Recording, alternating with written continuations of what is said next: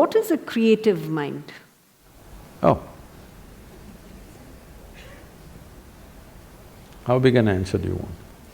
As big as you want it. See, the English word mind doesn't say anything, because it's just one generic word which does not describe different dimensions of what the mind is. Mind is not just one something sitting here and doing something, okay? There is really no such thing as mind. In the yogic culture, there is no mind. There is a physical body, there is a mental body. Because what you're calling as mind right now is a certain combination of memory and intelligence. There is memory in your body, more memory in your body than you can imagine. If I have to get at you again, it's okay, I'm picking on you, okay? You definitely don't remember how your great-great-great-great-great-grandmother looked like, but her nose is sitting on your face right now. Yes? You don't remember a thing consciously, but your body remembers 100%. How 10 generations ago your grandmother was, your body still remembers. 1,000,000 years ago how your forefathers were, your body remembers, isn't it? It's not forgotten and it's not going to forget. Your mind is not capable of this kind of memory. Your body has 1,000,000,000,000 times more memory than your so-called brain. This whole shift towards the brain and intellectual process is a European malice. They gave too much significance to thought. This has happened because they lived under a subjugated society, religiously subjugated society, where you're not supposed to think anything except what's written in some book, otherwise you're dead. They lived like this for a long time. Because of this, when they got little freedom to think and manage to live, they started celebrating their thought too much. Let's understand the context of thought. You can only think from the data that you already have gathered. That means you can never think anything new. You can recycle it, you can rehash it, you can produce permutations and combinations of it, but you cannot think something absolutely new. It is not in the nature of the thought to come up with something new, it can only recycle the past. That means, if you dedicate yourself to your thought process, if you enshrine your thought process, you're ensuring nothing new ever happens in your life. So thought need not be celebrated like this. That's why in this culture, thought has never been given so much significance. What you think is your psychological drama. We don't think much about that because it's your drama is important for you, somebody else's drama, it's important for them. Everybody thinks their drama is the most important drama in the universe. This is everybody's experience, because they're so identified with their own psychological drama. This psychological drama should not determine the nature of your life, because this is just a small happening compared to the life process. Life is a much deeper intelligence than intellect. We can look at… the yogic system looks at the mind as 16 parts. Those 16 parts are further broken and they're taken up to 84,000 parts. But now if I talk about 84,000, already there's a segment which says no, so I will make it 4. I'm taking away 80, okay? I'm being fair to you. Only 4. 4 fundamental parts. One is the intellect, which we have in modern world, in today's world, we are unnecessarily giving too much significance to intellect and we will pay an enormous price for this. You will come to a place where you'll know everything, but you'll know nothing of life significance, really. Today you will see this happening to children. For the first time, this generation you see, 10, 11-year-old or 12-year-old children, they look bored. When you were 10, 11, you did not know what is boredom, it was not possible. It was too exciting to be alive and looking around. You will see 10, 12-year-old children all looking bored because they've seen the cosmos through their phone screen. They know it all. And especially in the Western countries, you will see this happening at 8, 10. They're really bored. You'll see in the school buses, they're all sitting on…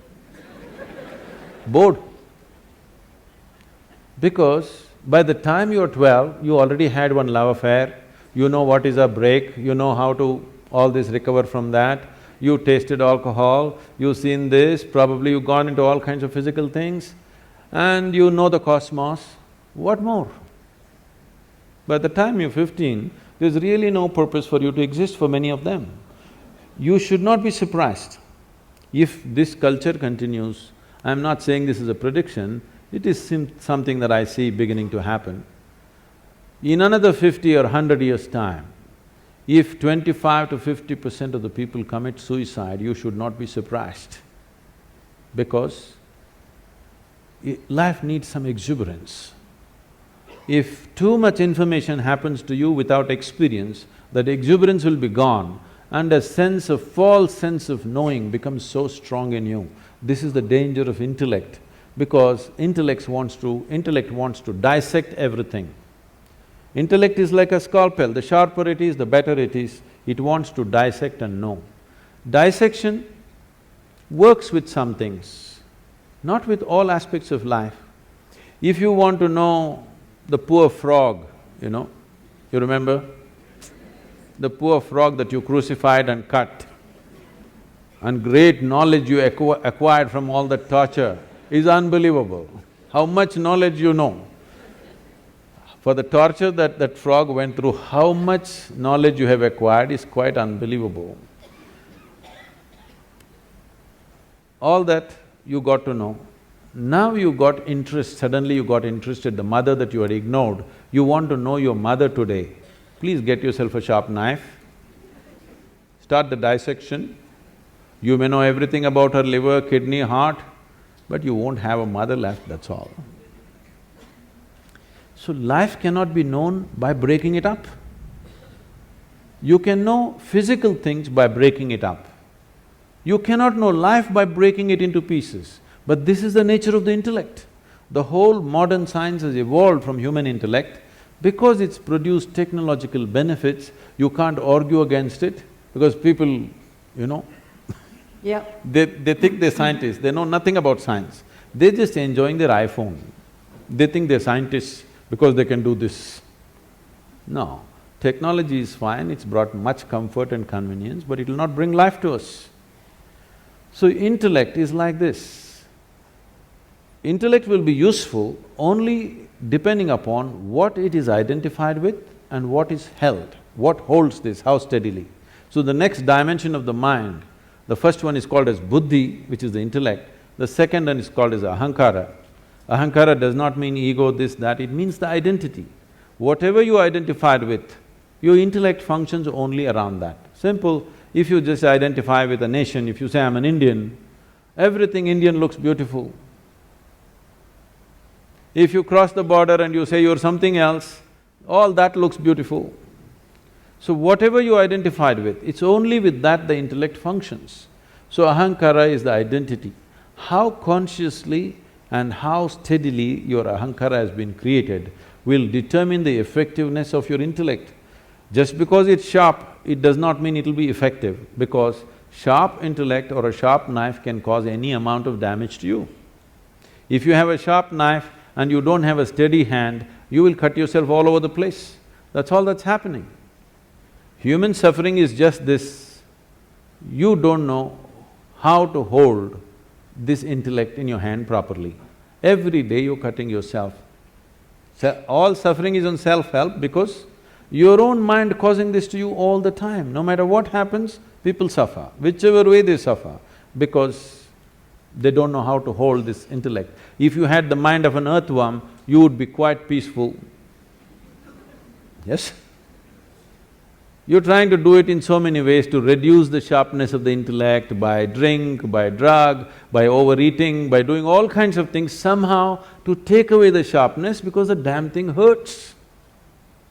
It hurts not because that's its nature, it hurts because you do not know how to hold it. The next dimension of the mind is called as manas, which is a huge volume of memory. It is not here or there, entire body carries memory. So, manomaya kosha, this is called, a huge sack of memory. These memories in various stacks, we'll not go into all these details considering some people have said a clear no. They don't want to have a mind, I'm sorry, they don't want to know anything about the mind.